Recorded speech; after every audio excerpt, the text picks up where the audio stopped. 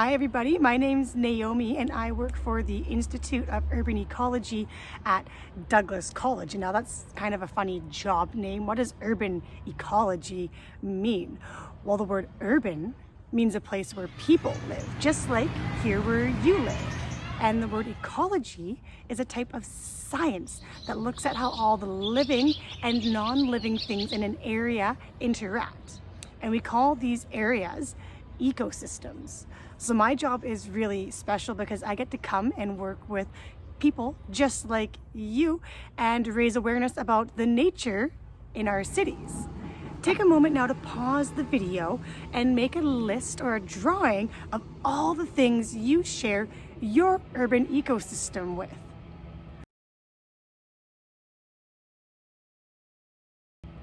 We're really lucky here in British Columbia because we have a lot of nature in our cities, even more than you might think. Did your list or drawing include plants? Did you include insects like bees or spiders? Did you remember to add in a frog? If you forgot to add any of these things, go ahead and add them in quickly now. And don't worry, a lot of people, especially adults, forget these things too. Here along the coast of British Columbia, we have more nature than most places on Earth. And so it's really easy to forget or overlook some things sometimes. And so today, I want to talk about a very special group of animals that often also gets overlooked.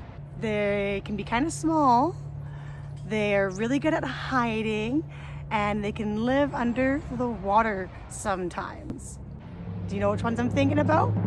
You guessed it, I'm talking about the amazing amphibians. And so to follow along with this video, everyone should have a handbook just like this. And you can go ahead and put your name on it because this is yours to keep. And to follow along, you're also going to need to get a pencil, an eraser, something to color with, a pair of scissors, and a glue stick. So if you need a moment now, go ahead and pause the video and get all your supplies ready. And then when you come back, we're going to go through every page of the handbook together one by one.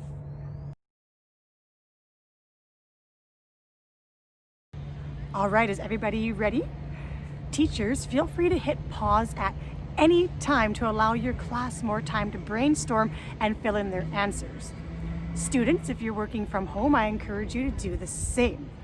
Now I'm going to be asking you a lot of questions and I want you to just try your best and give them your best guess and try to answer them all on your own. We will also go over all the answers together as well. So if you ever need any extra time to fill in a page, just hit pause. There's only 2 rules that you need to follow from here on out. Number 1, just do the best you can. And number 2, have fun. So let's get started. Amazing Amphibians. Now this handbook was made by the Institute of Urban Ecology at Douglas College. And if you have any other questions after today's workshop, here's all the information that you'll need to contact us. Now let's everybody turn to page 1. It looks like this and it says, amphibians have some really cool adaptations to stay alive. What does the word adaptation mean? Pause the video now and give it your best guess.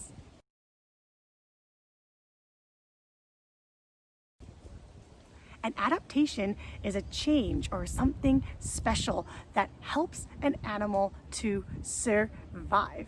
It can be either a change in how they look, like this stick bug here that has adapted to look like a stick. It can also be a change in how the animal behaves or acts, like this baby stick bug that curls up its back end to look like a scorpion when it feels threatened. Okay, let's turn to the next page, and this one says the word amphibian means double life. Now we say amphibians have a double life because baby amphibians are called tadpoles, like this here. Now, how does a tadpole become an adult frog? You don't need to write your answers down right now, just think about it in your head. Tadpoles become frogs through a process called metamorphosis. Tadpoles need to live and breathe under the water, but as the tadpoles start to get older, their bodies start to change, and we call this change metamorphosis. And so first, the tadpoles will grow their back legs, and then they'll grow their fronts. Then they can start to walk and breathe on land. And now tadpoles can grow up to become adult frogs, toads, salamanders, or newts. And so if this tadpole was to become an adult newt or salamander, this is where the change would end. But if that tadpole is going to grow up to become an adult frog or toad, then it also needs to lose its tail. But the tail doesn't just fall off of the tadpole. The tail just starts to get shorter and shorter and shorter until it completely disappears.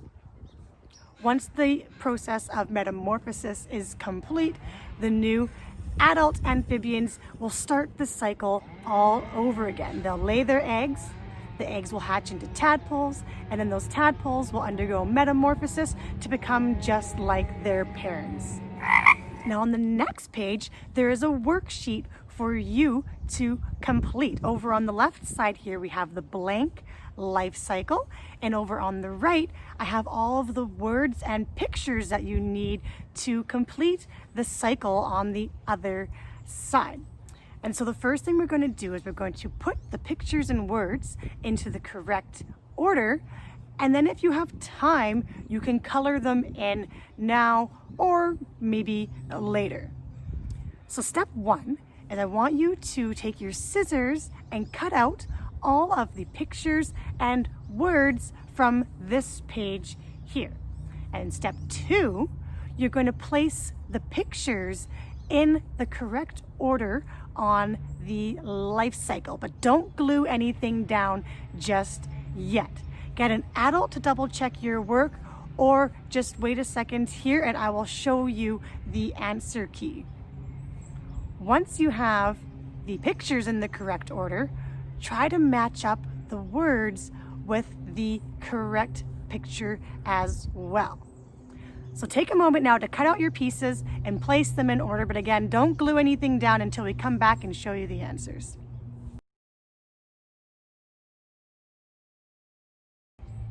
Are you ready to see the answer? Your life cycle should look something like this. And now it doesn't really matter where your cycle starts because the cycle is a circle. So if you put your eggs over here or over here or down here, that's okay. It doesn't really matter where you start as long as everything else follows in order. And so you should start somewhere in your circle with the egg first, and then those eggs hatch into the tadpoles. Next, you'll have a tadpole with legs, followed by a froglet because it still has a little bit of that tadpole tail left. And then finally, you'll end with the adult frog. So you can go ahead and glue your pieces down now if they are in the correct order. And then if you have time now, you can color it in as well, or maybe you can come back and color them in later.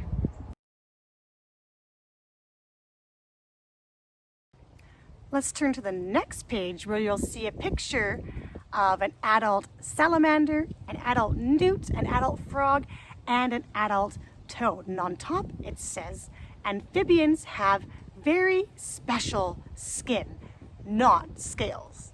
Now, amphibians and reptiles often get confused, but reptiles have scales and they don't undergo metamorphosis. So what makes an amphibian's skin so special? Well, on the next page, you'll see a picture of these 4 very brightly colored frogs, and it says their skin can warn predators that they are toxic. Don't eat me! Many amphibians use poisons to protect themselves, and their bright colored skin acts as a warning to other animals and tells them to stay away, I'm poison. An amphibian's skin can also help them camouflage. What does the word camouflage mean? Pause the video now and give it your best guess. Are you ready for the answer? The word camouflage means to blend in with your surroundings. And so on the next page here, I have a picture of 4 camouflaged frogs. And I'll take a moment to pause the video and circle the camouflaged frogs, if you can find them.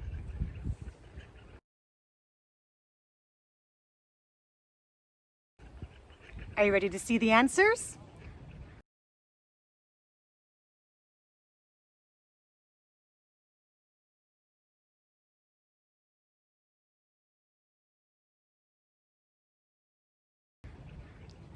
Pretty cool, huh?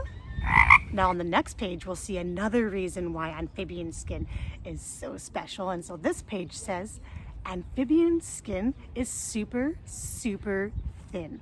So thin that they can drink and breathe through it. And we also have a picture here of the glass frog. And now the glass frog's skin is so thin that it's actually see-through from the bottom. Now on the next page, I have a really tough question for you. Are you ready? If things like water and air can pass through a frog's skin, what other bad things might get into the frog's body as well? Take a moment now to pause the video and really think hard about this one.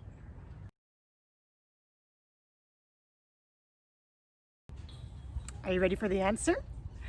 An amphibian skin is so thin that even things like pollution can pass through it and get inside the frog's body and make them really, really sick. Now, pollution can mean things like chemicals or oils in the water, but even things that are good for our skin, like soaps or suntan lotions or other moisturizers, if they get into the water, they can also make the amphibians really sick too. Now the next page says, because an amphibian's skin is so thin, and for other reasons too, a lot of amphibians around the world are endangered. What does the word endangered mean? Pause the video now and give it your best guess.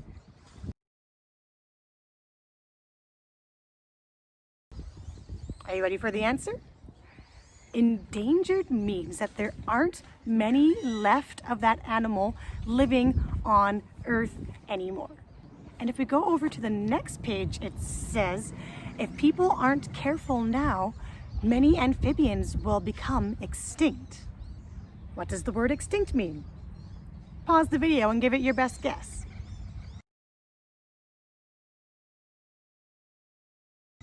Are you ready for the answer? Extinct means that there are no more of that type of animal left anywhere on Earth, just like the dinosaurs. So if we're not careful now, the planet might lose a lot of these different types of amphibians forever. Here in British Columbia, we use a color code to show which animals are endangered. Yellow stands for least concern, which means these animals are not endangered.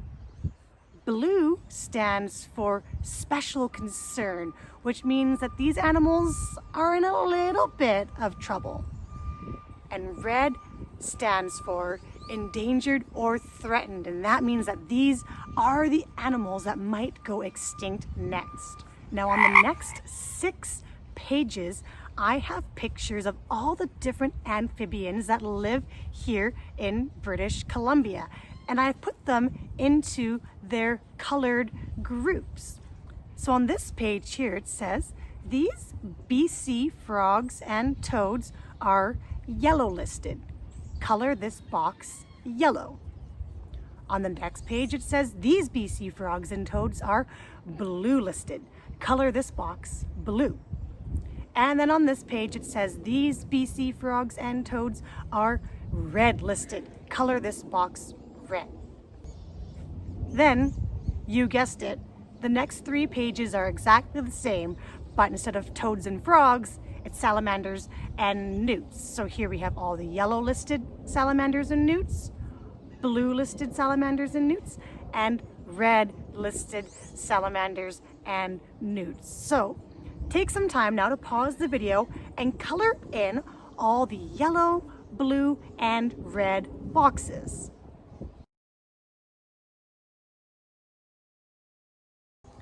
You should have colored in 2 yellow boxes, 2 blue boxes, and 2 red boxes. And so once you've done that, I want to introduce you to 2 other BC frogs that don't belong in a yellow, blue, or red group. They have their own special groups.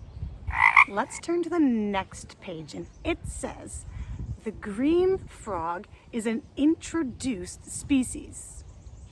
What does introduced species mean? Pause the video now and give it your best guess.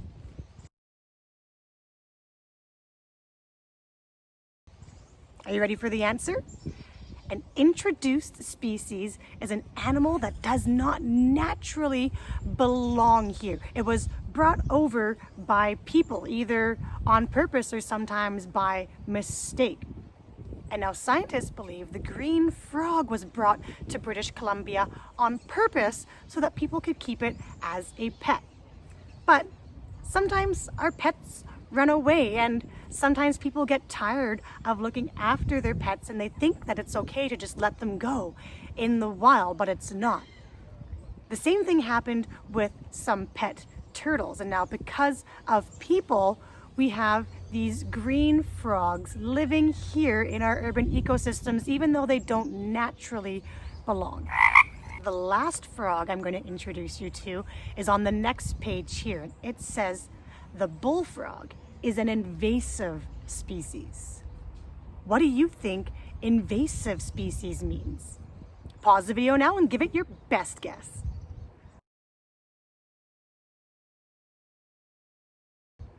Are you ready for the answer? An invasive species is the same thing as an introduced species, but it's become a serious problem in our natural ecosystem. So like the green frog, the bullfrog was introduced into British Columbia on purpose, but it wasn't introduced to be someone's pet this time. Do you want to know why people introduced the bullfrog here? People started farming bullfrogs in British Columbia to eat. Have you ever eaten frog's legs? Well, in some cultures, frog's legs are actually very popular and they consider them very tasty. But here in British Columbia, people didn't like them very much. And so those bullfrog farmers didn't make a lot of money and they just had to let all their bullfrogs go into the wild again. But the bullfrog is a really big, really hungry frog, and they will eat just about anything that'll fit in their mouth. They eat fish, they'll eat eggs, they'll even eat baby ducks and other frogs. And so when an introduced species like that becomes a problem, we say that it is an invasive species.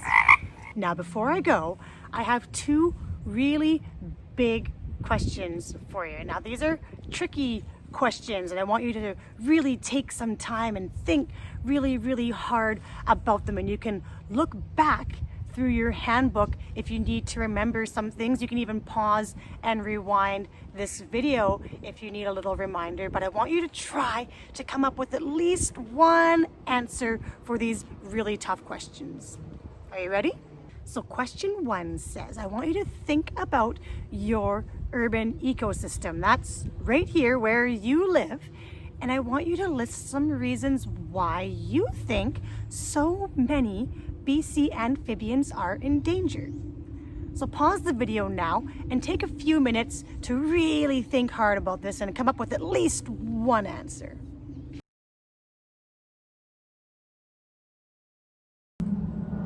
Are you ready for the answer?